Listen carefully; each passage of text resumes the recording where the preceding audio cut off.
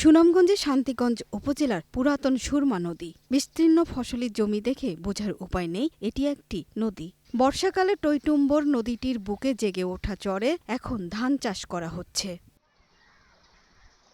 শুধু পুরাতন সুরমা নয়, এক সময়ের খরস্রোতা কালনী, মহাসিং, সোমেশ্বরী, ডাউকি নদীতে চলাচল করত বড় বড় লঞ্চ।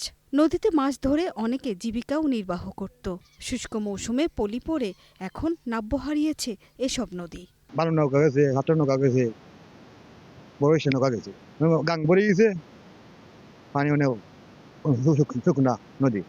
তো মনে করিলাম আগে তো মাসে দড়ি জায়গা দিয়ে জাল টাল বাইয়া মাছটা চাইতে পারতো, এখন তো মনে করিলাম গাং শুকাই নিয়ে মাছ টাছ পাওয়া যায় না।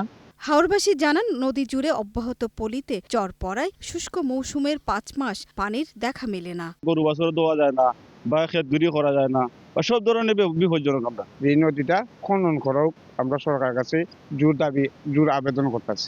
পরিবেশ কর্মীরা বলছেন, জলবায়ু পরিবর্তন ও হাওরাঞ্চলে অপরিকল্পিত উন্নয়ন ব্যবস্থাপনার কারণে নদ নদীগুলোর এই অবস্থা। এই পরিবেশের ভারসাম্য ফেরাতে হলে, ইকোসিস্টেম বজায় রাখতে হলে নদী খনন প্রয়োজন। ভরাট হওয়া 19টির মধ্যে 12টি নদ নদী খননের একটি প্রকল্প প্রক্রিয়াধীন আছে বলে জানালেন পানি উন্নয়ন বোর্ডের নির্বাহী প্রকৌশলী। প্রকল্পটি বর্তমানে পরিকল্পনা কমিশনের প্রক্রিয়াধীন রয়েছে।